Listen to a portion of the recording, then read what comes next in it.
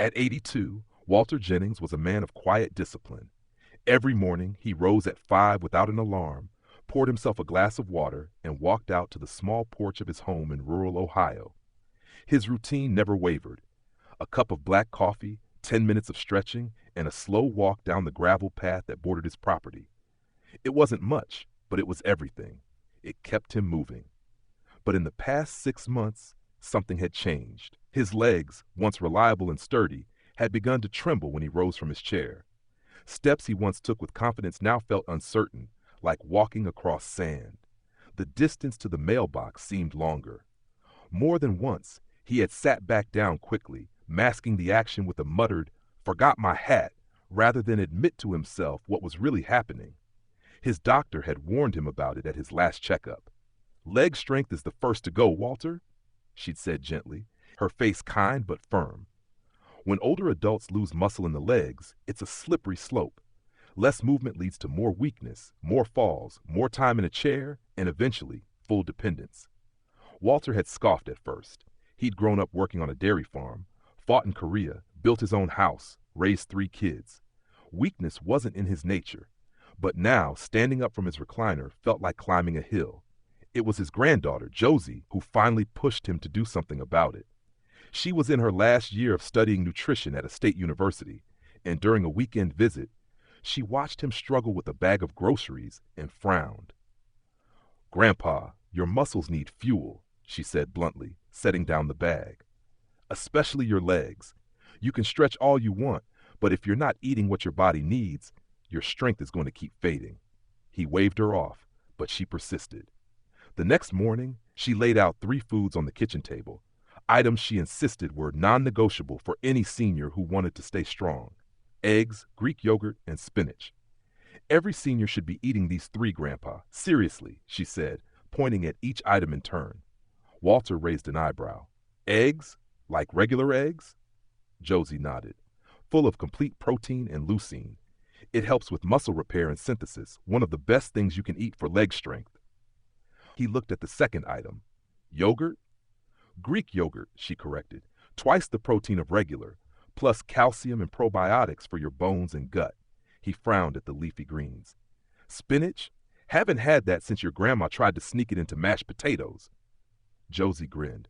Then she was ahead of her time. Spinach has magnesium, potassium, vitamin K, nutrients that help with muscle contraction and bone health. You don't have to like it, you just have to eat it. Walter rolled his eyes, but later that afternoon, he found himself adding a few leaves of spinach into a turkey sandwich and boiling a couple of eggs.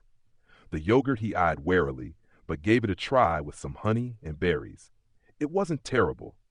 Over the next few weeks, he followed her advice. Each day began with a boiled egg and ended with a scoop of Greek yogurt. Spinach found its way into soups, omelets, even a smoothie Josie convinced him to try. He didn't feel stronger right away, but something was shifting. His afternoon walks grew longer. He stood up from his chair without bracing both arms. The tremble in his knees was still there, but less pronounced. Then came the real test. It was a Saturday morning when Walter heard a crash from the backyard. A neighbor's dog had broken through the fence and knocked over his stack of firewood. Without thinking, Walter sprang up and made his way out the door.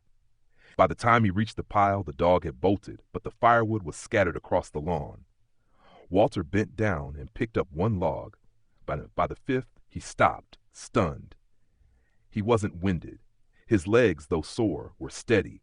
He stood tall in the morning sun and realized he hadn't felt this capable in months. That evening, he called Josie. "You might be onto something with that spinach," he said. She laughed. "Told you."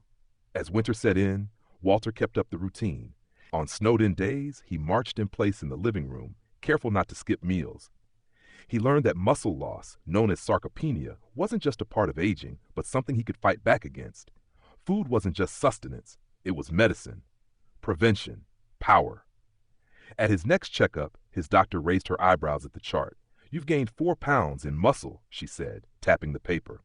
"Your balance test scores are up. What changed?" Walter smiled. "Breakfast." The clinic was quiet, and for a moment, the two of them just sat in that silence. Two people who understood how precious mobility could be and how easily it could slip away. He didn't need a gym membership or fancy supplements. He just needed the right fuel. In the spring, Walter began volunteering at a local senior center, helping with the community garden. He wasn't the fastest, but he could still kneel to plant beans and stand to water the rows. One afternoon, during a break, a man named George lowered himself beside him, groaning. "My knees are shot," George muttered. "Docs say it's arthritis, but I think it's just age catching up." Walter nodded slowly. Then, reaching into his lunch cooler, he handed George half a hard-boiled egg. "Start here," he said. "Then add spinach, and don't forget the yogurt." George chuckled. "You a doctor now?" "No," Walter said, "just a man who didn't want to fall and not be able to get back up." And with that, he stood, stretching his legs, and walked back to the garden rows, steadier than he'd been in years.